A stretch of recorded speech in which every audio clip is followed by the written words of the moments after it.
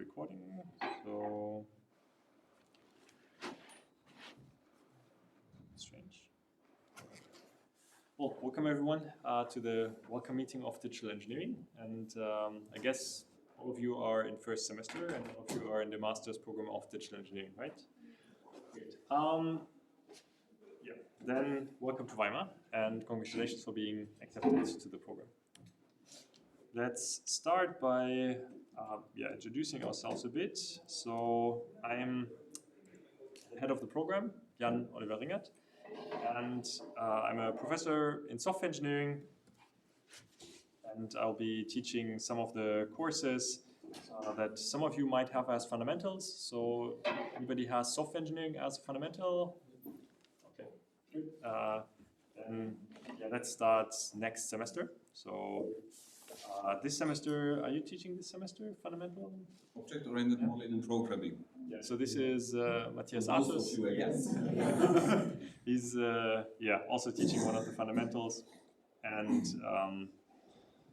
so let's see, digital engineering, welcome. I have some mini question series prepared here. And I'm just going to remove the results from last year. And I would like you to answer some question.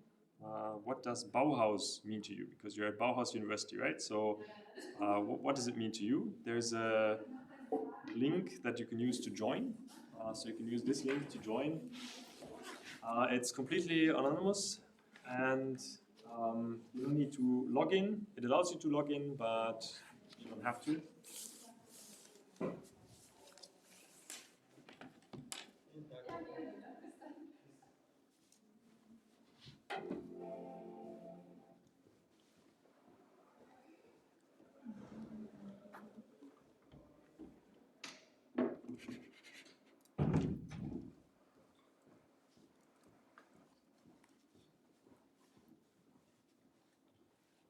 Okay, so we should see some answers coming in.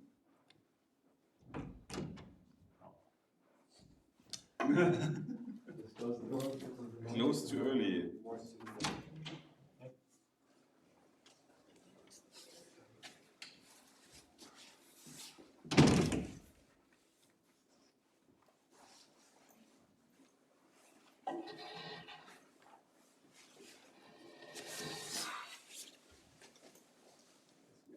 Answers, and they're all quite focused on architecture, design, innovation, digitization, civil engineering. Yes, that's a big part of Bauhaus, of course.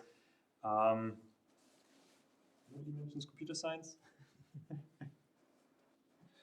Yeah, well, maybe we're not that famous yet for computer science, but you're going to change that, right? Okay, great. So there's, of course, a huge legacy, there's a huge name to Bauhaus, and that started, well, more than 100 years ago. The Bauhaus School as an art school was founded here, and many people were teaching here. They had new ideas on design, on also manufacturing. It was somehow a unity of arts and technology, and maybe you have heard some of these names, Kandinsky or Paul Klee, Oskar Schlemmer, Walter Gropius. So you can also see some of the heads, like Walter Gropius in one of the main buildings. And this is a building that was built also more than 100 years ago, has some example of what could be done in manufacturing and streamlined manufacturing of buildings, and this building still stands today, and you can go and visit it. It's a museum, Haus am Horn, and you will also see some paintings and designs in our buildings of the university, of course, but also there are some museums like the Bauhaus Museum. Has anybody been to the Bauhaus Museum? No. So there is, I think it's the third or fourth Sunday every month, where entrance to the museums of the Classic Foundation, Classic Stiftung Weimar, is free after, I think, 2 o'clock or something like that. So there's somewhere you can find this kind of hidden thing that I think it's the third Sunday of every month after 2 o'clock, you can get into the museums for free. So that's a good opportunity because otherwise, yeah, the entrance fees are not so cheap. But yeah, that's a thing to look out for when you're living in Weimar anyways. Yeah, but now to the master's program. So the program that we're teaching, it's an interdisciplinary course. It's kind of combining computer science and engineering, or engineering and computer science, based on yeah, the angle that you look at it. It's 2 years, it's entirely in English. We have about 30 or more percent of international students at our university. So we're not the only international master's program that is completely taught in English, but we're one of them. And we're going to teach essential skills for Industry 4.0 and other areas in the engineering and computer science intersection. There is some focus on civil engineering. So the engineering part that's focused on civil engineering, because we're at Bauhaus University and we have a huge civil engineering department. So one other question for you, what countries did you study in before? India. And so let's get this as a word cloud so that we see which countries are bigger than others, and if we have any others. So it's the same link. You might have to refresh the page or just open that. Anybody still needs the URL here? So let's see some of the answers. Yeah, some Pakistan, some Egypt. Well, not everybody answered, I guess, because it's not 8. It's less than. We have more than 8 people in the room, right? But yeah. Then, what fields do you hold degrees in? So this could be your first degree. Maybe some of you already have second degrees, but just mention maybe the fields that you hold degrees in.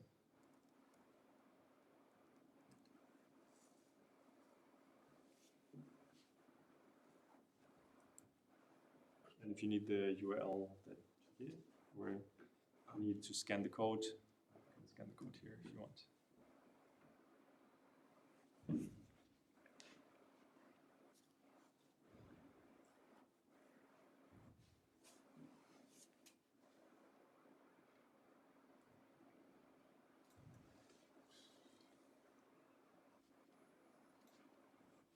See the results. Okay, so we have some mechanical engineering. I think the largest one might be civil engineering, business administration, instrumentation and control, construction engineering, electronic and telecommunication, computer applications. Yes. So actually, in terms of the applications and the acceptance that we get, and I think maybe also in terms of the students that are starting, we have a 50-50 mix. So the engineering, right now it looks like it's very dominated by engineering, but we have like engineering that's related to computers and computer applications. And then usually it's like a 50-50 between the other engineering and the engineering that involves computers already. You're welcome. Good. Then, yeah, maybe let's just finish with this. So what's the highest level of German that you have?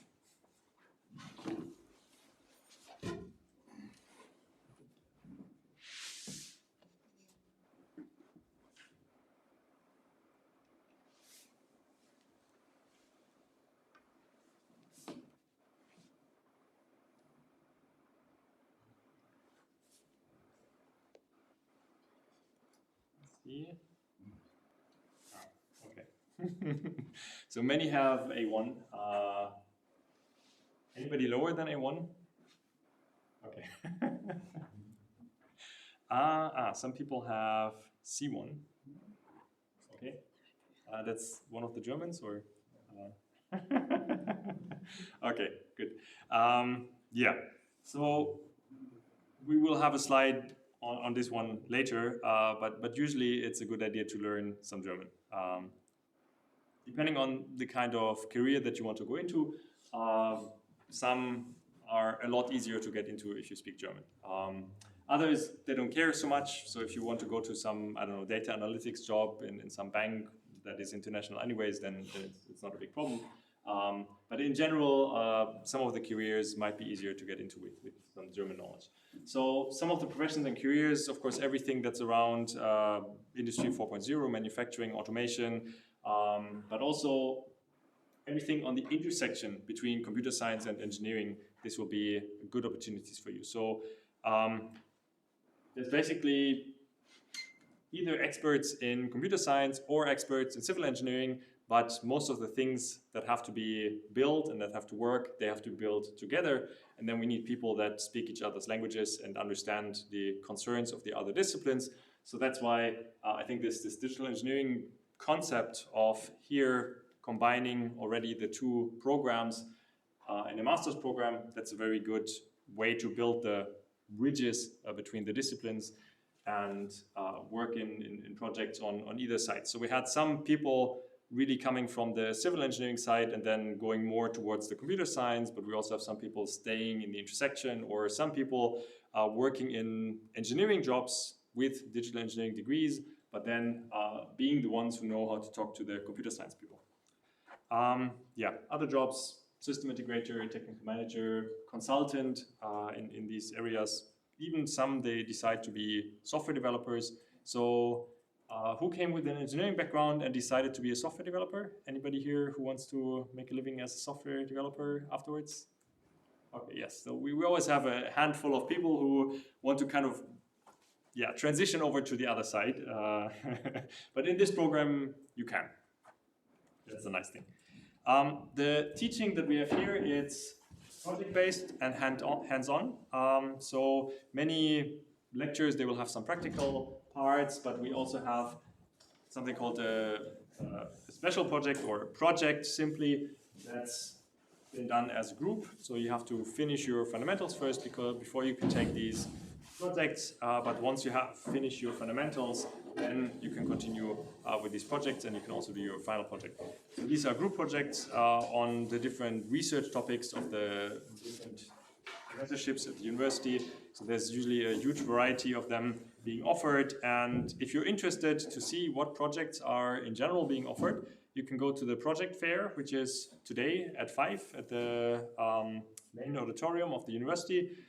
And you cannot yet sign up for projects, so that's also important. If you haven't finished your fundamentals, you cannot sign up for projects. You would just block somebody else's spot, but then be removed from the list of students assigned anyways. So we had this once that, 2 students in our project, they signed up for our project, they got the spot, and then they were removed later because they didn't have the qualification of finishing their fundamentals. And then no other student could basically be moved in to replace them because the selection of the project had already been finalized. So that's really, don't do this because it would take somebody else's spot. The fundamentals, everybody has their own individual fundamentals, but usually when you're from some engineering background, you have the same fundamentals as the other ones from the engineering background. Sometimes if you have some qualifications that we think you don't have to redo in the fundamentals, then you might have a different course in your fundamentals. But in general, we have 2 main sides that we want to merge to get on the same level. So the engineering ones and the computer science backgrounds. This is the curriculum overview. So in theory, you'll be holding your certificates in 2 years. That's the theory. Sometimes it takes a bit longer, but there are different factors that maybe make the studies take a bit longer. Some students, they want to have 1 semester where they do an internship, which is not planned for here. So these are full-time studying semesters, right? So in the beginning, you can do 2 or 1 fundamental, depending on how many are offered in that current first semester that you're in right now. And then you have 2 main blocks that you can pick from. So here we set the engineering methods and the computer science methods. You don't have to do them in that order. So you could maybe do all the engineering methods in the first year and then do the computer science later, or do all of the computer science in the first year and then do the engineering methods later. The only kind of relations here that have to be kept intact is that you have to pass the fundamentals before you do the research project and before you do the master's module. so the final master thesis, basically. This is an overview of some of the modules, but this overview, I think we added maybe 2 more modules to engineering methods just for this semester. You will see some of them on the timetable. So the timetable I'll show next. What you have to do in general is you have those 18 credits of fundamentals. So that's 3 lectures that you have to pass. And then you have engineering methods, which is 36 credits. So this would be 6 different lectures. And then the computer science methods, which would be 3 different lectures. But then you have the electives, which is, 12 credits. So there it's very open of what courses you can take. This could be 2 main modules that you maybe couldn't take otherwise. So let's say you really want to specialize in computer science, then you have to do your, fundamentals, of course, then your computer science methods, where you can pick 3 out of these, but then you can still pick 2 more out of these, or 2 more from the computer science for digital media degree, or from the human-computer interaction degree in your electives. So you can basically pick from other programs and also do more advanced computer science methods, for example, or do some of the more advanced engineering methods and put it into your electives if your engineering methods block is already filled. Then the research project, and then the master module, which has like an initial research and then the main thesis. So usually the initial research starts 1 semester before the final thesis, and the final thesis usually is in your last semester. This is the timetable, the schedule right now. Maybe in the beginning it looks a bit overwhelming. You don't have to go to all of these classes. What you have to do is you have to pick the classes that you want to take in your first semester.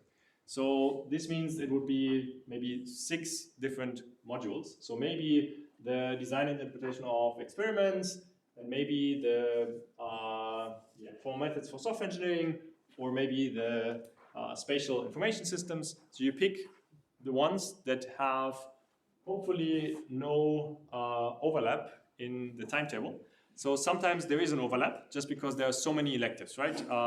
You have to pick only 6 for each semester. No, 5. 5 for each semester. So if you pick 5, you get 30 credits full. So you only have to pick 5 for each semester. But then, of course, some might be overlapping. So if they're overlapping right now, maybe you will do them in 1 year from now. So usually the schedules are somewhat rotating. So what is offered in winter is usually also offered the next winter. And what is offered in summer is usually different from what's offered in winter. You can also have a look at maybe some of the older timetables. They might still be on the website. So you pick the courses that you need. You make sure that they don't overlap. So for example, if you take the object-oriented modeling, it's probably not such a good idea to also take the formal methods for software engineering, which is different from the software engineering. So the software engineering, that's not offered this semester anyway. Okay, so you're fine, no collision there. We usually try to avoid collisions between the fundamentals so that you can take the fundamentals that you have to take in 1 semester. But yeah, collisions with other stuff, usually that's not possible to avoid. And then there's something that you might want to be aware of. We have this concept of profile lines. Who heard about profile lines in our program? Okay. So in profile lines, you basically focus on one subtopic or one specialization within the program. And we have 2 of those identified. One is called materials and structures, and the other one is mobility and transport. And there are some rules. So to make it a recognized profile line, you have to reach 60 or more credits just in this specialization area. And there are some rules how you can reach those credits. So in your engineering methods, you need to have at least 18 credits in that profile line. And what is associated with the profile line, that's written in the module handbook. So this is a copy of maybe one of the last pages of the module handbook. And there it says that for the structures and materials profile line, you can take these selections from the engineering methods. And then for the computer science methods, you need at least 12 credits. So this would mean 3 lectures from engineering methods, 2 lectures or more from computer science methods that fit your profile line. Then your project that you're doing in the maybe 3rd or 4th semester, this one may be recognized. So you have to ask your supervisor whether this project would be recognized in that profile line. And if the supervisor says it is, then they have to give a signature, and then you can get those 12 credits to count towards the 60 credits for the profile line.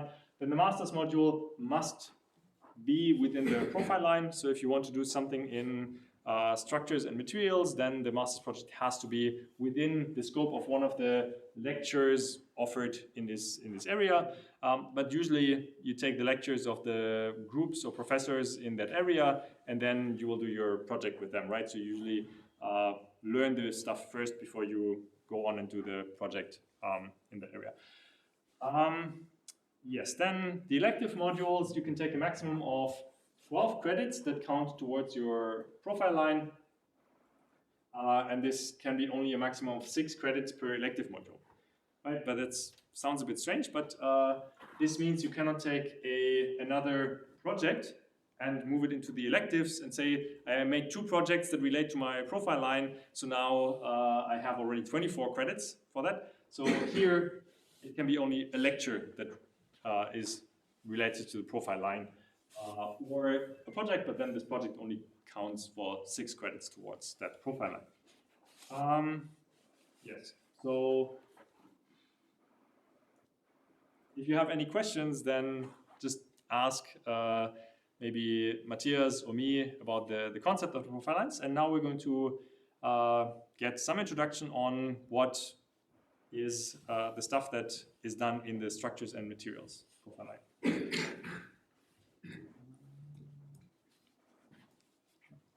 Okay, thanks a lot. Yeah, so my name is Thomas Most. I'm responsible for structural dynamics in civil engineering. So I'm original civil engineer, but then I was working in the engineering consulting faculty, and then 15 years as software developer. So I did more or less the history you focused maybe for your future. So I will introduce maybe just a few modules from the, I have to do this, yeah. From the structures and material profile line. So we have, let's say, the mechanical core modules, which are focused on finite elements, mechanics of materials, and then also application of finite elements for steel structures. And we have a quite new module which applies or implements deep learning techniques to solve computational mechanics problems, this so-called physics-informed neural networks. And then we have a few modules which are more or less in between math, computer science, and engineering. So we can here, for example, design and interpretation of experiments. This is also necessary for numerical or mathematical optimization. And we have stochastic simulation techniques and structural reliability. This is somehow mainly based on mathematical methods, but strongly related to the engineering application, of course. Yeah. And the modules I'm represent in this program are structural dynamics. So we will start here with the fundamentals, and then we have also a second course, which is experimental structural dynamics, but this requires, of course, that you have learned the fundamentals before. Just one slider for each course, just very short. You will see that it's distributed in the winter and summer semester, so we have chosen what you like. So the finite element course is usually an introduction, so you can start from ground zero with finite elements. You just need some knowledge on mathematics and structural mechanics. In most of the courses you have a written exam usually. In some you have also some little project before that you have to finish before you can get access to the exam. This is also quite new course of our junior professorship on mechanics of materials. And here it goes, also tries to bridge the gap between experimental investigations and mechanical modeling. Yeah, so for different types of materials, also quite new materials, metals, ceramics, polymers specifically, or a combination of civil engineering materials with some new polymers or something like this. And this is a more engineering or civil engineering application course where the finite element methodology is then applied to solve specific problems in construction of steel structures, you see here. Yeah? And then we have this quite new course from the computer science and civil engineering chair.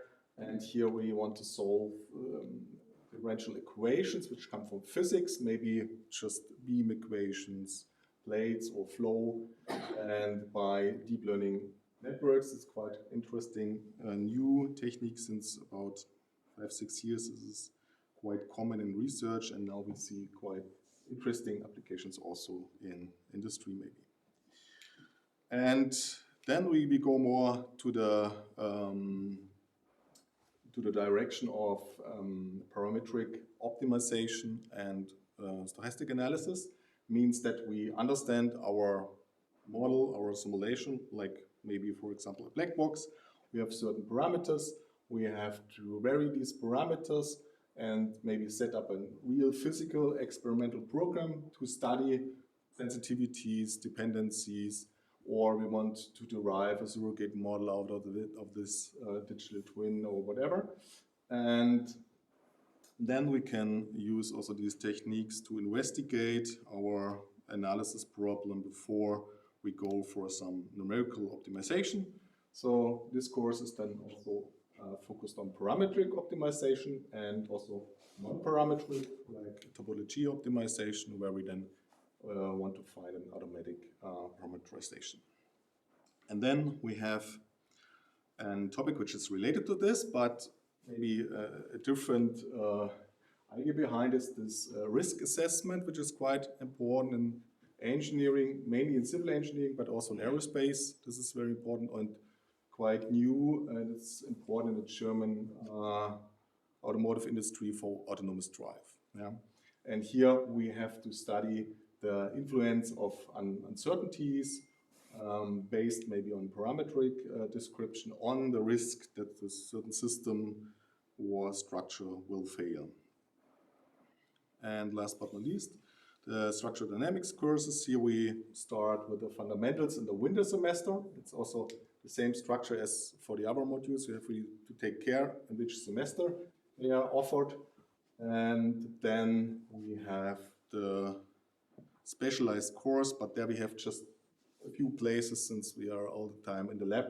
And then it's required that you have the structural dynamics course first in the winter semester, then you can continue then in the summer semester. Yeah, that's all so far from my side. So if you have questions, we may also forward or discuss, or maybe just check the first lecture in your time schedule. Come there, look if this is something which might be interesting for you. Usually the first lecture is some introduction to see what will be done during the semester, and then you may decide, not for everything in the first week, but you can decide step by step, is this the right one for you or not. Yeah. What you will see, I would say, in the civil engineering faculty and also in the media faculty, that we, of course, did somehow the transfer to digital, in the digital manner. So we have many slides in a digital way. So we have computer exercises and so on. Yeah. So, but of course, we are teaching the fundamental knowledge in engineering as well. And you see, so we try to bring these two domains together. Yeah. Okay, thank you very much. Thanks a lot.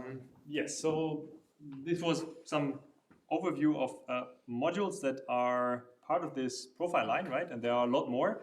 So you will not get around looking at them yourselves. And what usually students do is they initially sign up to all the Moodle rooms that they might be interested in. And then they maybe in the first days, maybe first 1 week or 2 weeks, they walk around through all of the lecture halls and sit in, I don't know, maybe 10 modules, although they only want to take 5 in the end, but just to check what this is like. And I know that many of the students that start, they also talk to some of the students that are already here for a longer time. But yeah, don't get discouraged by people telling you, oh, Professor Ringert is giving these low marks in all his modules. Maybe, but if you're a good student, you also get high marks, right? So yeah, don't be discouraged by things like that. New modules, they are often overrun. So some of the new modules that are offered, like this deep learning for computational mechanics, very likely more students will try to go there than they have spaces. So sometimes, in general, modules are not restricted in the number of spaces, but for some modules, they have some restrictions just because they cannot maybe mark the submissions of everyone, or they might have a limited number of seats in the computer rooms. So there, they will tell you in the first lecture. They will tell you what's the procedure to get in, and yeah, be aware that you might not get into every module that you want, but the majority, I would say 90% of the modules, they're not restricted by number of places. Okay, then do you have any questions about the general structure of the program? Nope. No, it's very difficult, right? You just arrived and now we're showing you your schedule where you basically have to divide into, I don't know, 3 at once and go to all these modules. Yeah? Maybe I can add some hint for you. On the website of Digital Engineering, you find the entire module catalog. And the module catalog also contains some exemplary curricula. So depending on your background, engineering, computer science, depending if you start the winter or summer semester, depending if you would like to focus on a special profile line, you can, Jan is currently opening it. There on the website you find the downloads section on the right, and there is the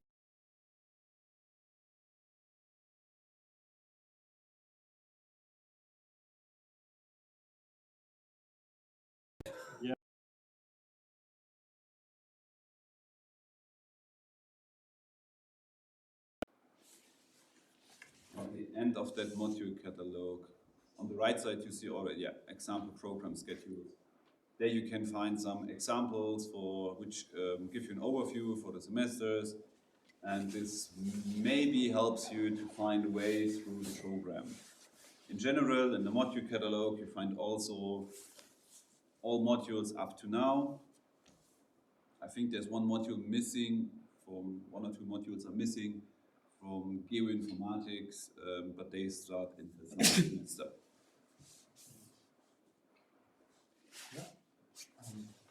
Concerning the module and this catalog, I've went through it, but there are some courses that stated that it is winter, but on our module is not winter.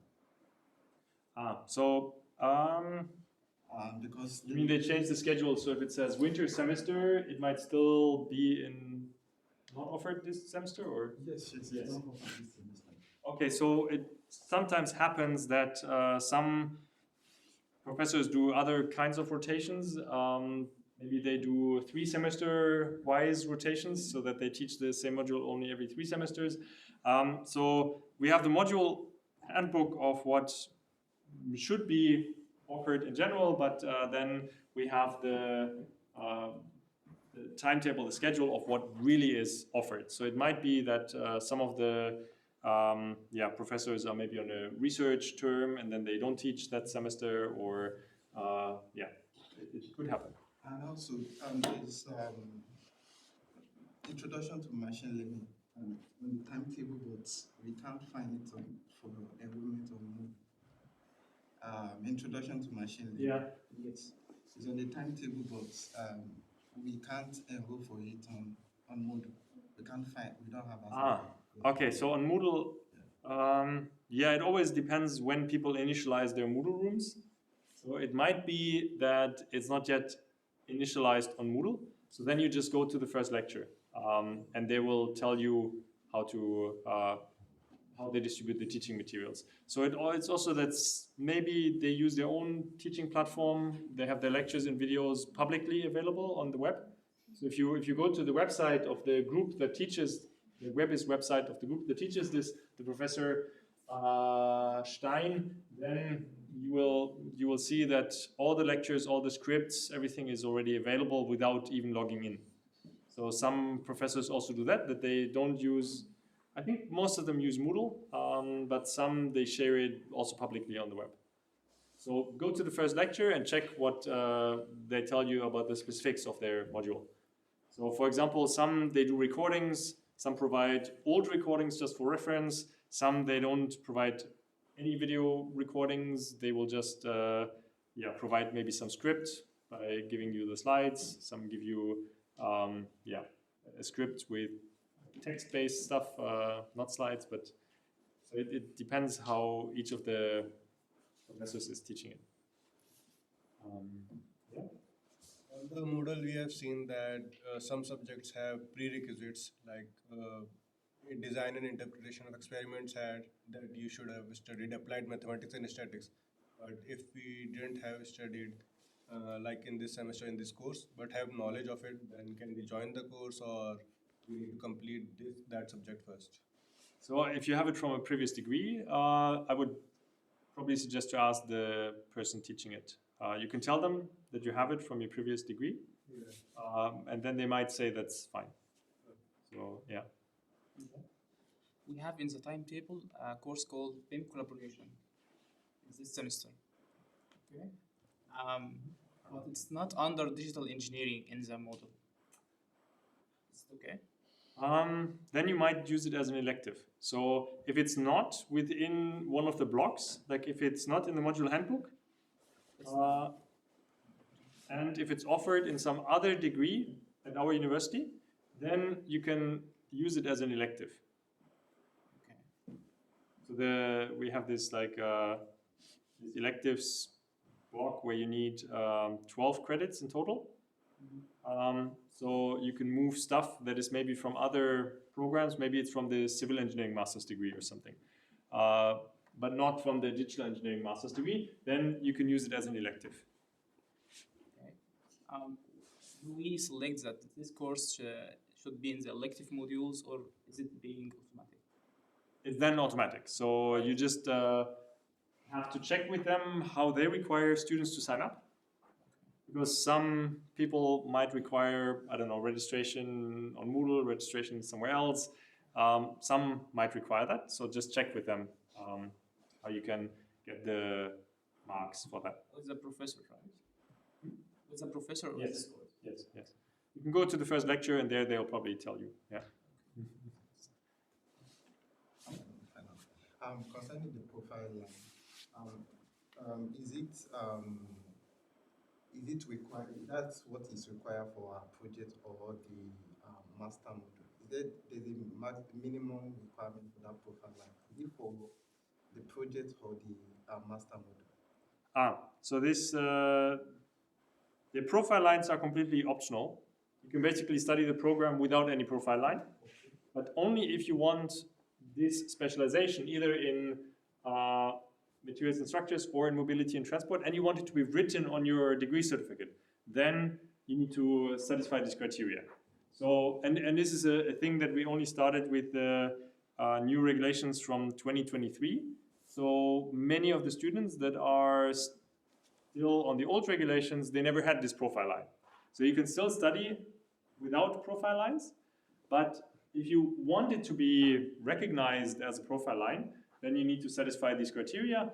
And in the end, when you register your thesis project, that's basically your last step, then you will have to fill out a form that says, I have satisfied at least 60 credits in this profile line. And then if you want to count your project and your master's project, then the supervisors of those projects, they have to sign that this really belongs to the profile line. So, for example, it might be tricky if you do your project with, I don't know, somebody in computer vision and you do it on, I don't know, cat detection. And then you ask them, can this be counted for mobility and transport? So this might be not, maybe this doesn't work, right? Yeah, I'm sure there's stuff in computer vision that also can work for both mobility and transport and also for structures and materials, right? But yeah, that's completely optional. If you want this, then you should be aware that you have to collect these like minimum number of credits in each area of the program. So that's why we tell you already on your first day, so that you can be planning ahead if you're really planning to specialize in one of those profile lines. And so far, I think we had 1 or 2 people applying for this. So it's only the people who started after 2023, and only the ones that have reached their final project, and only the ones that really have collected enough credits, right? So right now we don't have many people who chose the profile lines, or at least maybe they chose them, but they're not yet at the final step of their studies. So people are graduating without profile lines, but it's an option if you want this to be flagged out that you really specialized in this area. Then we have some other advice, just stuff that we collected over the years, the generations of students before you. This is something from the regulations. The master thesis requirement is that you have English at least C1 and German at least A1. So those that have already satisfied this criterion of German A1 or more, that's no problem then. Usually we also offer language courses. There are some language courses called, I think it's academic English, or we have it in the schedule here. Yeah, that's this academic English language courses, and they also qualify as a proof that you have reached level C1. They can be taken, the announcement will come within the coming weeks, and then you sign up. So there's no Moodle room right now for it. You have to wait until the email comes on the mailing list, and then you sign up for the academic English. So when I sign because I'm the head of the program, I sign all of the final certificates, and I see all of the grades that the students have. Usually academic English is among the highest grades that people score. So yeah, you can do that, and that counts as, I think, 3 credits in your electives. So that's one option to get a high grade in there. But of course, you can also work hard and get high grades in the other modules, right? Yes, then, as I mentioned before, German language skills, they are important for many jobs in Germany. I mean, on the street, many people will somehow make it work with English, but in some jobs, they want people to be able to communicate in German. There are some language courses that are offered at the Language Center, and they have also some flexible afternoon options. They also have some compact intensive courses for the summer semesters usually, so that's, I think, then 6 weeks courses or something like that. And sometimes there are Maybe the best thing is there to have a look at the website from the Language Center. They are offering many possibilities for you. And German is important for most jobs in Germany, to be honest. Especially if you would like to work in the civil engineering sector, because you have to work with contracts and reports. Yeah, so lots of paperwork, and the paperwork will then be in German. So, yes. So, and just be aware to monitor those websites over and over of the Language Center of the university, because sometimes they have like short-term notices where you can get some reduction of the price for the intensive language classes. So this makes sense to have a look at that.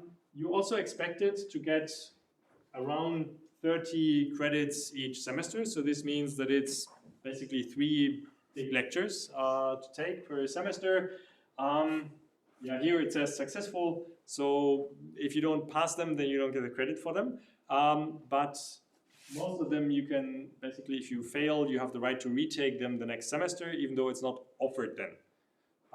You also have the option to wait and do it the next year once it's offered again, just to maybe learn stuff again and ask questions during the lecture and during the exercises.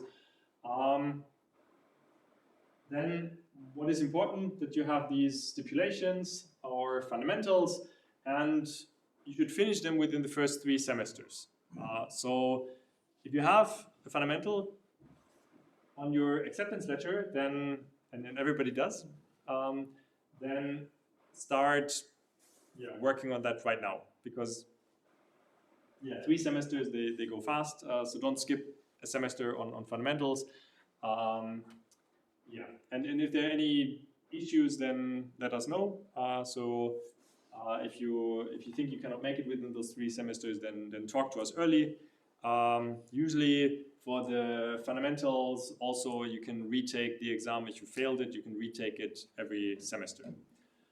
Then one thing that often is overlooked, so we sometimes get cases where students say, oh, well, I had some issues, I couldn't really concentrate on my studies full time, so I only did maybe 1 module or 2 module, or I didn't get any module done at all in some semester.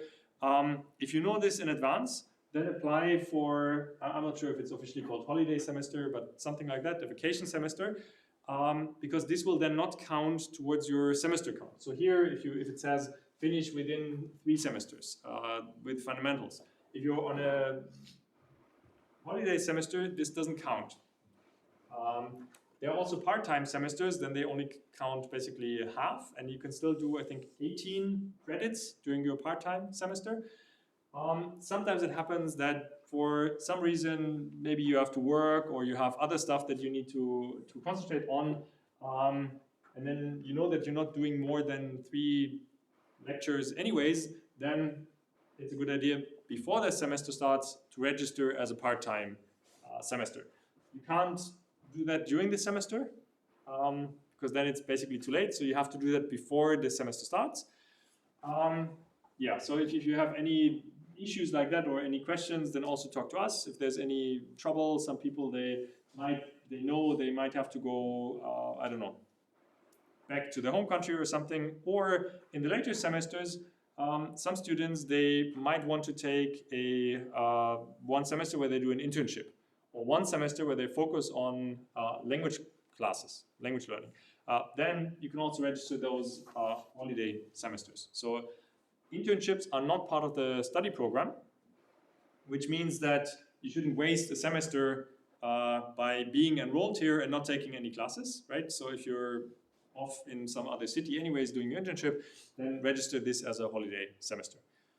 This makes a lot of things easier for you, because I think the maximum is usually 7 semesters, and we do have some students that for some reason get to this maximum of 7 semesters studying, and then it's always some issue. Then we have to run after them and ask them, why do you have 7 semesters? And it's more difficult for them to re-enroll to the course to finish it. So usually it works out, but the best thing is if you know this in advance, register this as part-time or as a vacation semester. Yes, and you can always review the study and exam regulations that you find on this website. So we just had it open here, this where you find the module handbook. There is no English translation. There's no English translation. So even if I go to the English variant, yes, so there's your German class already here, module handbook, and then the examination regulations. They have an English reading version. The thing is that the legal language in Germany, that's only German. So English documents are usually not the legal binding version. So these are just the reading version. So most of the time, this corresponds 1-to-1 in terms of meaning to the German version. But if there are any questions about the formulations here or about the deadlines or about the regulations, just ask us or ask any of the professors. So for example, it says stuff like how long an oral exam can be, how long a written exam should be, stuff like that. So most of the professors, they'll be able to answer that also. And if it's something more complex about the program, then you should contact us. Okay. And these regulations, I mean, if you would be in 4th semester right now, and I would ask who has read these regulations, I think the number would be the same as if I ask it right now. So who has read these regulations? Yes. So it's a good idea to read them, right? Nobody ever does. Only the students that really have trouble, and then it's often a bit tricky to get out of that trouble. So if you know those regulations in advance, it helps you a lot. So just read them. I mean, it's a few pages, they're boring, and you think that most of them don't apply to you, but one way or another they might, or to one of your friends, and then, if somebody knows these regulations, this is very helpful. Yes, then the fundamentals, you have to complete them before you can start the project. So you can also not register or bid for projects in this project fair. And the project should also be completed before the master module can be started. There's this initial research that you must complete before the thesis can be started. And well, to finish the program, you have to finish the thesis. So basically, this initial research, that's something that you do with once you want to write your final thesis, you look for some professorship that might supervise this. So different people at the professorship can usually supervise this. And you usually look for the ones that do stuff that's interesting to you. So you have had some of the lectures, you listen to some of the courses, maybe you already did the project with them. Then you go to them and ask them, do you have these topics? They'll tell you we have these kind of topics, and then you might agree on one, and you start your initial research. So that's some literature research, maybe some prototypes that you're coding already, just to check that you understand what's going on for this project. And then the supervisor of the thesis will sign a document that you have now finished your initial research, and then you can start the thesis. The thesis will be 16 weeks, so 4 months. And yeah, then you can submit, then you can defend, and then you have your degree, if everything goes well. Okay, but it usually does. Okay, then some advice from other students and observations that we had. So many students are saying that internships really help you get a job. Maybe it's not necessarily internships, maybe it's also some working student jobs. So one issue is to find some working student job. So some companies, they might hire you for, I think you can work up to 20 hours per week, something like that. So you can do some part-time work, and if you find qualified work, that's great. So something in your area or something in the area where you want to go. Often it's not so easy because there's other competition, and might be difficult to get in. But then once you have this kind of work experience here in some domain that's interesting for the companies that you apply to, it's often easier to get into these companies. Then German skills, they are required for many of the opportunities. And one other thing, of course, you can also do a master thesis with the company, but usually what happens is that students, they already have maybe an internship with the company or a student job with the company, and then they agree to do a master thesis with the company. So if you just look for master thesis that companies offer, then you might run into trouble, because companies cannot supervise master thesis. Some, they offer master thesis just because they want students to do some cheap labor for them, right? They think, oh, we have a problem here, we don't really want to waste our own engineers on this, let's make this a master thesis so that some student can work on it. And usually you then cannot find an academic supervisor. So a master thesis requires an academic supervisor, and they must be from the program. So they usually must be teaching one of the modules in digital engineering, either engineering or computer science modules, or every thesis basically has 2 examiners.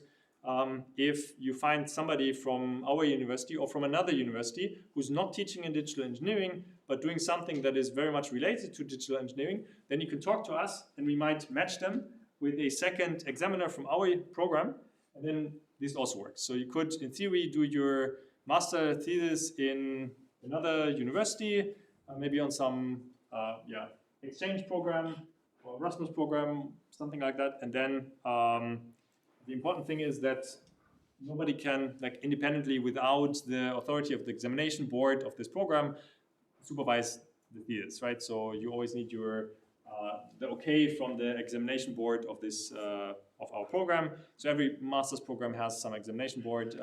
There are some different professors there, and so for example, Matthias is on the examination board as the program advisor. Is it program advisor?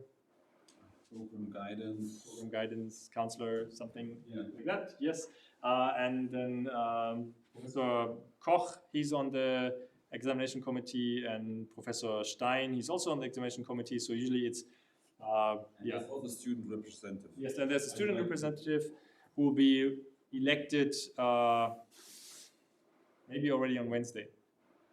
So every examination board also has a representative from the students, and the student union or Fachschaft, it's called, they can suggest a representative to send to each examination board, and then the faculty council will usually confirm them. So there'll also be an announcement of who is the representative of the students on the examination board. So you can then also, we will send this on the mailing list, and then you can talk to them if you have any issues regarding your studies or any questions that they can bring forward for you to the examination board meeting. So general stuff that concerns all of the students, you would bring to that person who is representing you in the examination board.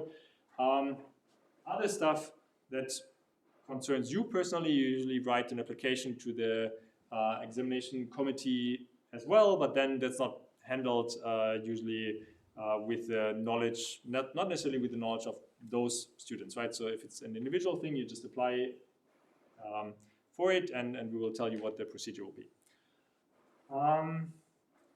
Yes, so master thesis with companies, sometimes that's difficult because some companies, they offer something that then you don't find a scientific advisor for, and then it's not really a master thesis topic. So, but it happens. And yeah, we have lots of experience in supervising with industry people as well. So the industry people, they then maybe do the day-to-day supervision in the company, but the scientific, academic supervision, this will then happen maybe in weekly meetings with somebody from the university. Yeah, then there's some link here of maybe some welcome page that you already found of arriving in Weimar, what to do, and then some information about the math courses. So we were asked to tell you this because in the engineering methods, there are some math courses, maybe only two of them, one or two of them, which are split. So in our program, every lecture has to have 6 credits, but they teach 3 + 3 credits. So that's a bit tricky.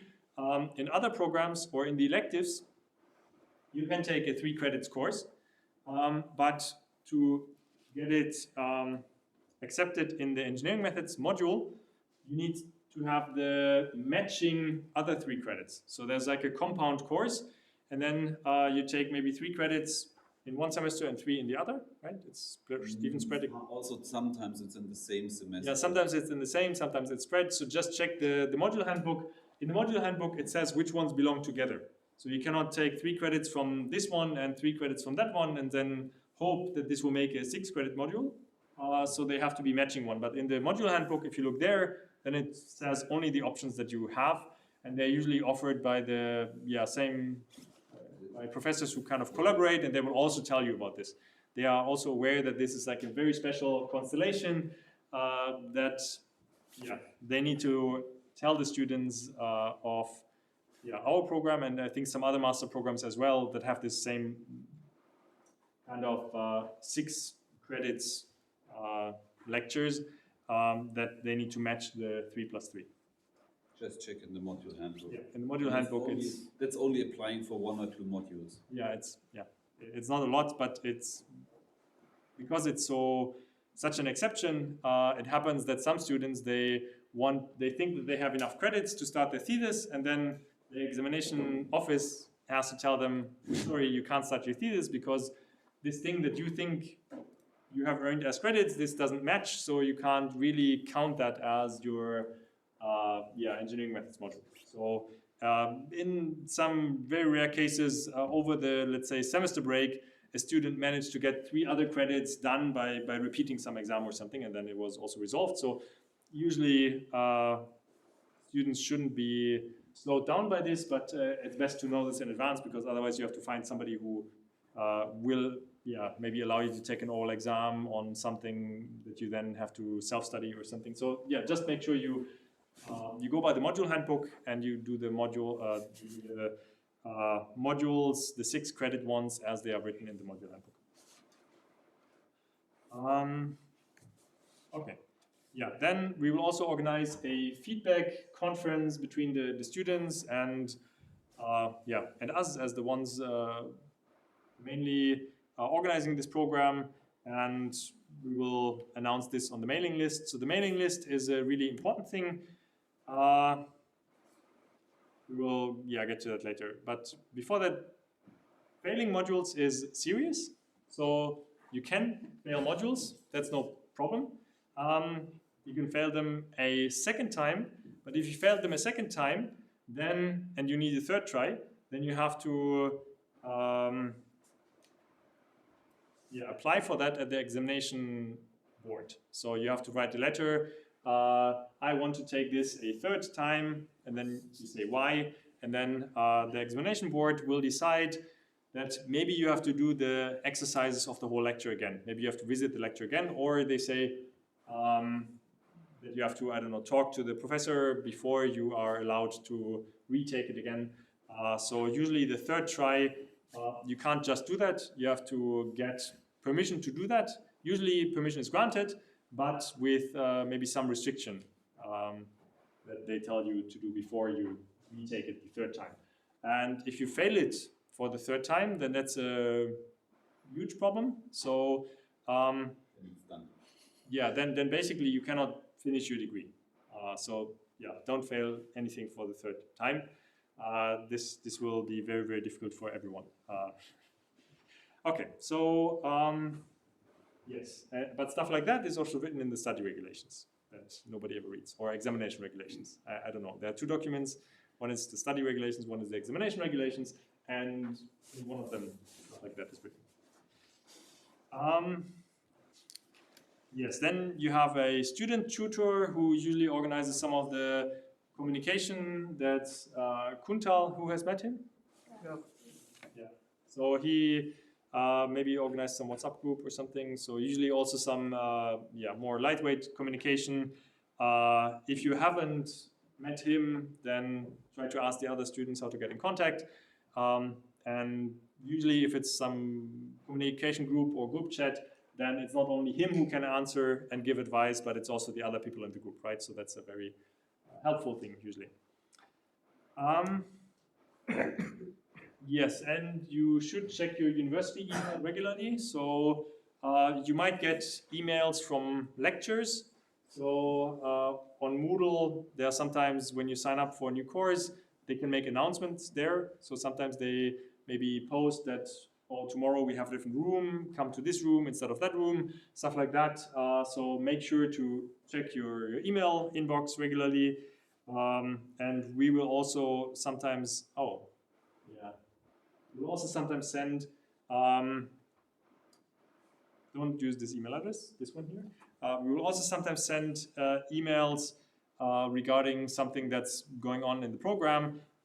This is the email of the secretary who moved to another department, so don't use this email. The new secretary is starting today. I have to figure out her email address. So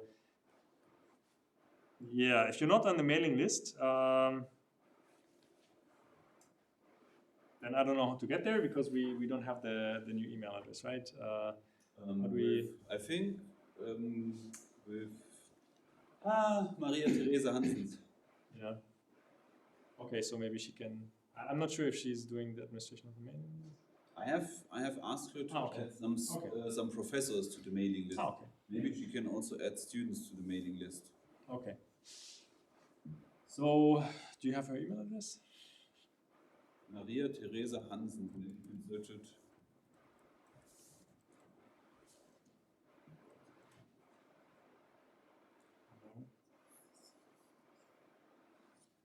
Hansens. Yes. So that's the email address. So she's there are two secretaries in computer science. She's one of them. The other email is outdated because she's now Ruby Richter is now in human resources department. So yeah, don't send her emails about the digital engineering mailing list. This one is the one that you should send if you're not on the mailing list. Usually, depending on the time that you enrolled, like probably today, they are taking a snapshot of all the students who are enrolled and put them on the mailing list, right? So maybe wait, if by the end of this week you haven't received any email, then you can contact her, right? So yeah, usually it's updated in the first week of teaching, which is starting today. Also, yeah, when teaching starts, so on the slides, on the timetable, there is some indication. Where do we have it? Slides.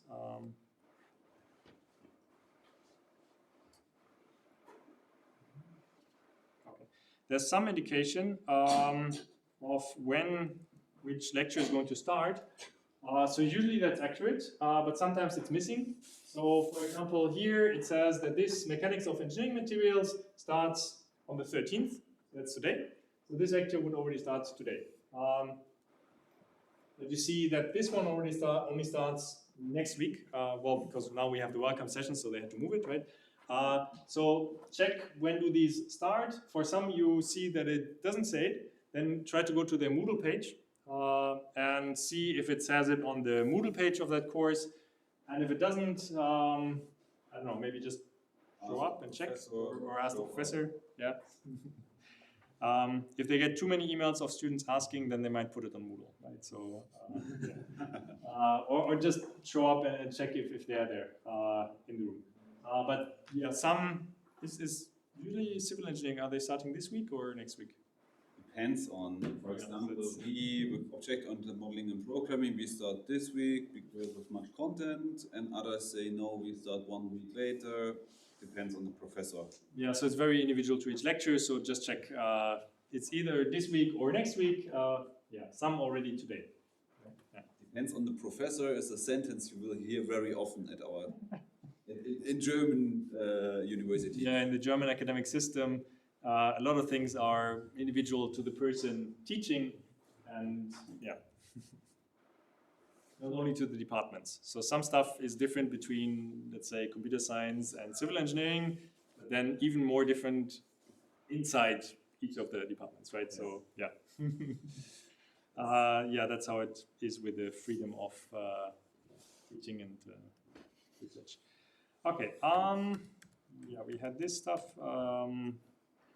Yeah, some lectures are already starting today. Then there's the project fair. So if you're first semester, then you can just go there for information. But we have a project fair every semester. So if you still have to unpack your suitcase or anything, then maybe that's more important. And you can just go next semester, because next semester you will still have to take the missing fundamentals. So you wouldn't be able to sign up for the project anyways, but you could already see what kind of projects are offered in general. Yeah. And I think there'll be a tour more by Kuntal. He's going to organize a tour through the building, stuff like that. I don't know. Did he tell anyone? Okay. But there's some coffee and stuff. Yeah, there's some reception with coffee in the in the center between the lecture halls, also with the students from the other programs. Usually we are a bit earlier out there than the other programs. Then they might ask us to wait, or they might already give us the coffee. But if you have any questions, then this is a good time to ask them.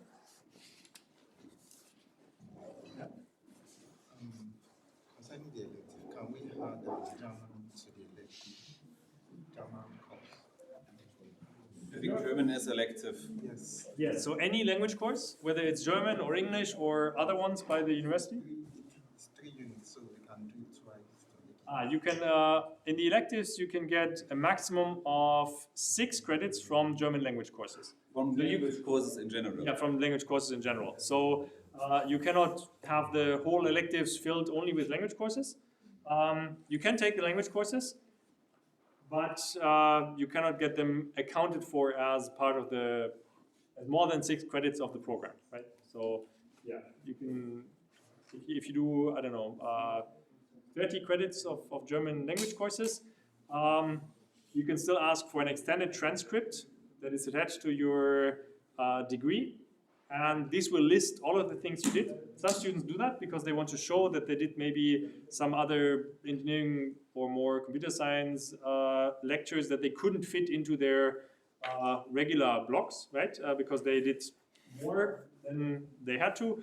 Then this can be in an extended transcript. So it's not lost, but it will not count towards the final grade if it's basically not in any of these blocks. So if it's not in the fundamentals, not in the engineering methods, not in the computer science methods, or a project, or master program, or electives, then you can still do them, and you're free to also pass them and get it recognized only on the extended transcript.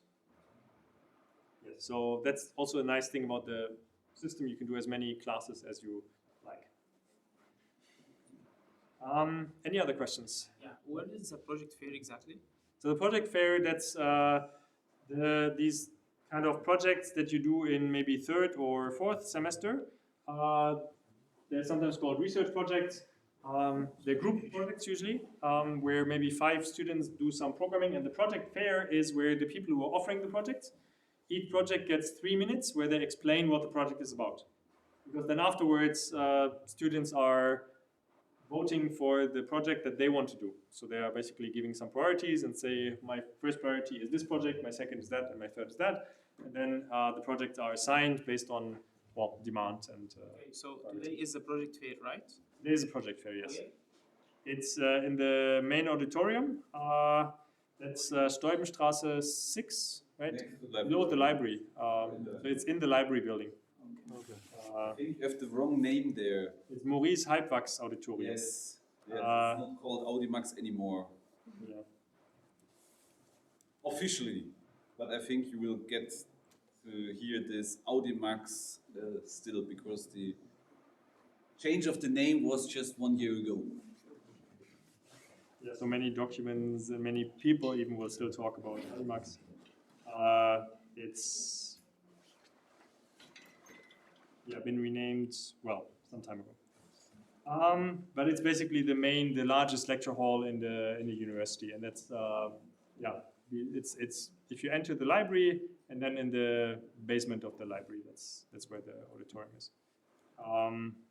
And it's open to everyone, but if you haven't finished your fundamentals, you cannot participate in the selection of projects. So you will not yet be able to do any of the projects. And we have this so it's usually the first day of teaching in every semester. So there'll be one next semester, and there'll be one year from now in the first day of teaching again. Because these projects, and it's usually long, so it's usually at least 2 hours. Although every project only has 3 minutes, there are many projects. So it's people from civil engineering and people from computer science telling you what projects they're offering, and they can get some idea. Some of them, they have requirements. Maybe they ask you that you have completed one of their lectures that are basically giving you the foundations of it. So maybe if you want to do something in one of the transportation projects, then you maybe have to have the introduction to some of their modeling, transport modeling courses. Yes. Any other questions? Any examples so that we can know about the subjects in between computer science and engineering that we can pick? What?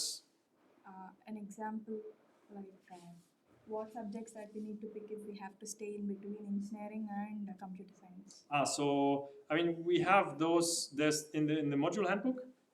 We list all of the computer science method courses. Here's just the title, but then below you see what they're actually teaching. So they all have some kind of description here of what the target qualifications are, what the content will be, who's teaching it, and then we also have those example program schedules. So this is basically some profile of some student. Let's say it's a student with a bachelor in engineering who starts in winter semester without a specific specialization, so without aiming for any profile line. Then their first semester, they could take maybe those classes here, Introduction to Machine Learning, Structural Dynamics, Design Network Experience. So these are some example schedules, but usually it's completely individual. So this is for the ones maybe with the Bachelor in Engineering. Here some with Bachelor in Computer Science, what modules they might take in their first semester. Then if you want to go for one profile lines, what modules you might take. So it's really very, very open. So you can also go by, I don't know, whatever you think you like best in the first semester, and then check what's left for the second semester, stuff like that. There are different strategies, right? So,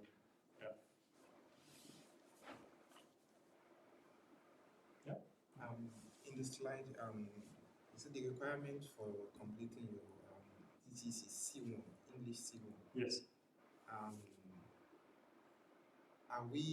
Do we meet the requirements because we're in the program, or how are we going to know if we meet? So yes, so you either have some language certificate by some independent provider that states that it's equivalent to C1, then you can provide that.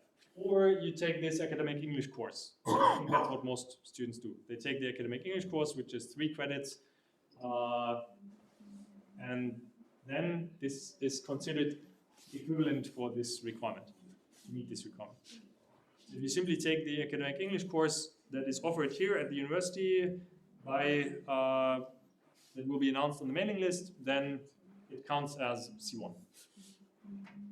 So this is the easiest way to get that. Unless you have a language certificate which already states C1, then you can just show that when you apply for the master thesis. Actually, we applied for IELTS last year, and Yeah. it's valid for 2 years. Yes. Will it be valid till the master's thesis, or we need Yes, so what we usually do is, if it was valid when you arrived here, then we still count it as valid for the master thesis. So it's not, we hope that your English doesn't deteriorate so much when you study here, right? So we're expecting that it stays at least at the level it was before. For this English module, we have two, part 1 and part 2. Do we have to take both or just one? I don't know. I think just one English, academic English part 1. We have 2 parts. Wait. To be considered as meeting the requirement of C1. Usually, if they take academic English, it's considered. It's something I would forward to the language center. No, the language center is not teaching the academic English. Academic English is taught by our faculty. Okay. Maybe send me an email and I'll try to figure out. I'll ask the examination office. Yeah. You have your own personnel for English? I did not know that. Yeah. How are different faculties? Yes. So he's Also from civil working engineering. very I'm from tightly media. together, but there's still things I did not know. Yeah. Yeah. So academic English, it's it's Howard Atkinson. He's basically working for our faculty. Okay. Good. So he's offering these courses outside of the language center. What I normally know is that they have C1.1 and C1.2 from I'm not sure if they from the Atkinson or from the language center. And It's the language center. Yeah. And I thought for this for having C1 you have to take both courses. I'll figure out. I'm guessing that part 1 is sufficient. If it's 3 credits, It's, yeah. yeah, I think then it's sufficient. Because It is two credits. It's 2 credits. Each one is 2 credits. Yeah. Then you probably need I have to figure this out. To talk to Mr. Atkinson. Yeah, or to Nadine, she knows it, right? She's always doing the formal acceptance. Yeah. Okay. Yeah, I'll try to figure that out. Whether both are needed, and then yeah. I'll probably send it on the mailing list. And is it possible to do this language course on part-time months as a holiday? Yes. So when you're on a complete holiday semester, I think you can only get, You could do the language course, I guess. not if you use them for credits. So Yes, not for language courses like this academic English that counts for credits. I think you can only get credits when you're not on a holiday semester. There are some exceptions. For example, if you have to repeat an exam, you can still take a holiday semester and repeat 1 or maybe 2 exams, not more than that. So you can't get too many credits during a holiday semester. Same for a vacation semester, you can get at most 18 credits. So if you want the courses for... You just said vacation semester, you mean part-time? Yeah, part-time. So part-time you can get 18 credits, and vacation semester, I think only if you repeat an exam, you can take those credits. But for example, those intensive German courses, people usually don't do them for credits, so they do them in a holiday semester, because they don't, in your electives, you can only get a maximum of 6 credits anyways for languages. So yeah, the intensive ones, people usually then, if they do them in a holiday semester.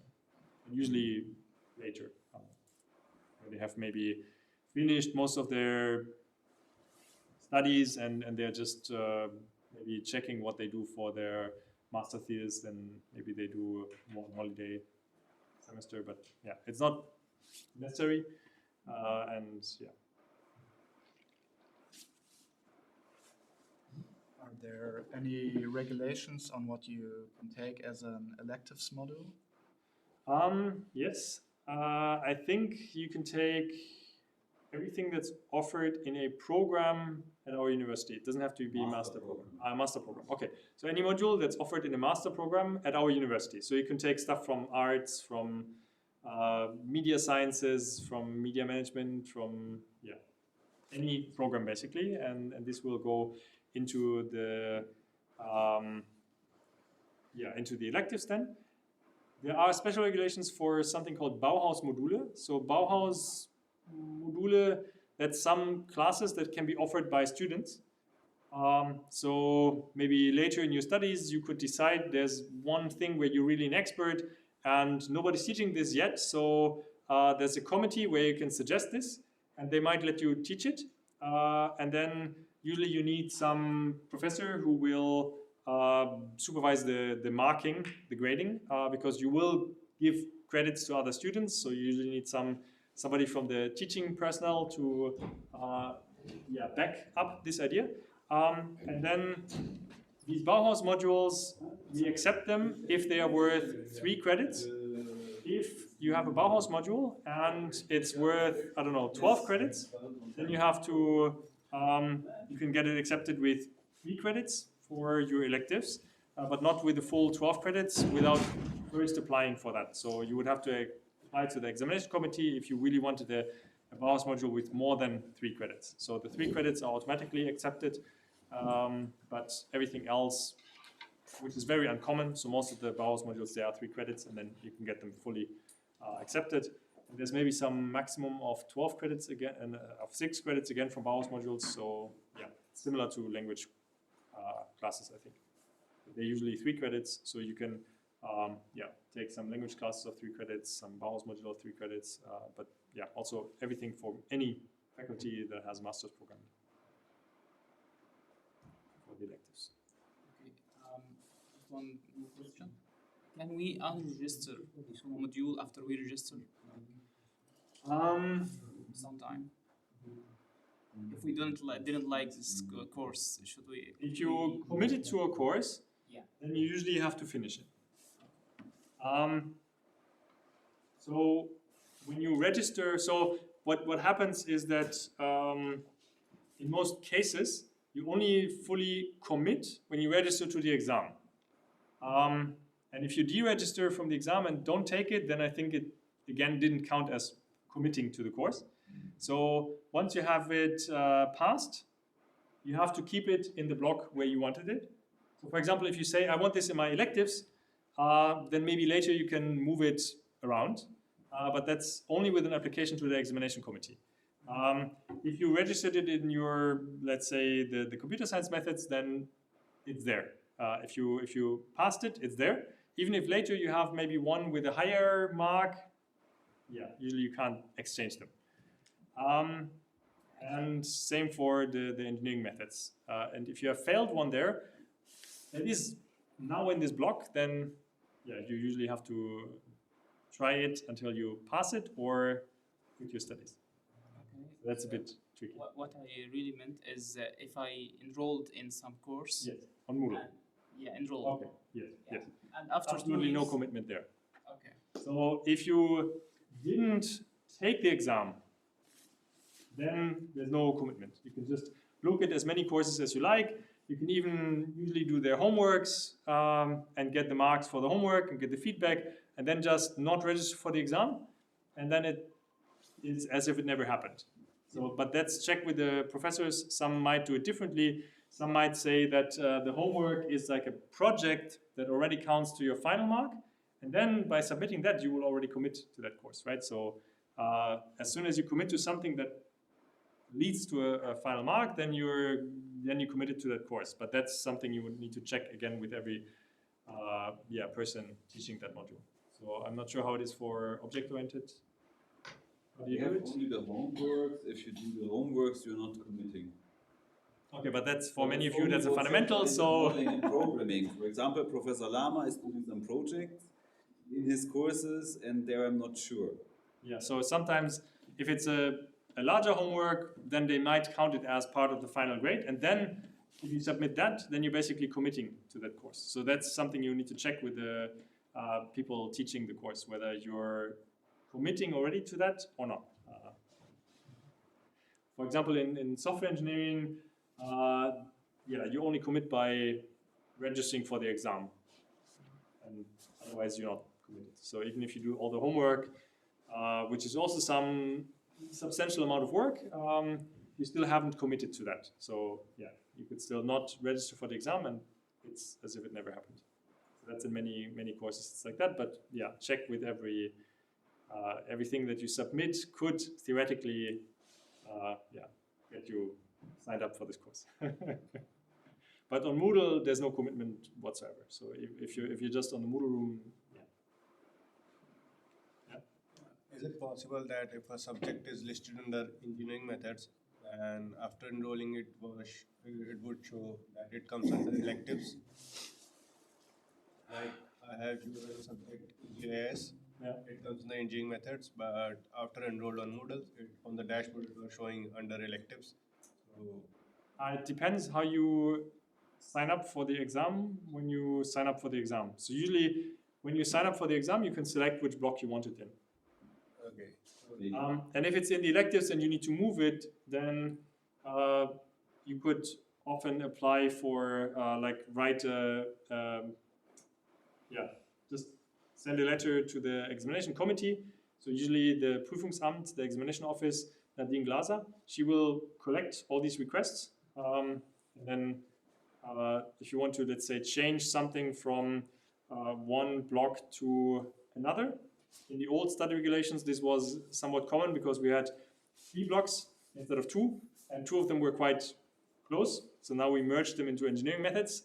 So we didn't have anyone who applied for changing something because you usually cannot move something from engineering methods to computer science methods. That usually doesn't work. From electives to another block, that might work, and then you have to just apply for it, and we will review it as the examination board, and then let you know whether this works. Yeah.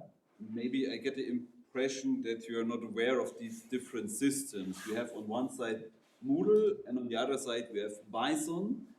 So Moodle is mainly for the communication between students and teachers. So teachers provide you materials through Moodle.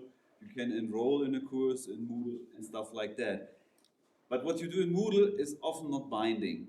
So that's not that you register in Moodle for an exam. Only binding thing is if you register for exam in Bison. This is binding. Everything what happens in Moodle is more or less flexible. Often it's not legally binding.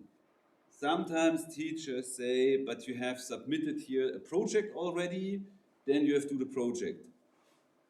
This you have to clarify with the teachers then. But if you just register on a course in Moodle, that's no commitment. So basically what you are saying that if I have to register on the Bison during the examination period, then I have to be careful that it is come under as electives or engineering. Yes. So there you usually put it in the box you want it in. Yeah, I think now it's also time to go over to the coffee stand. Yeah, so welcome everyone again, and yeah, let's have a good start of the semester.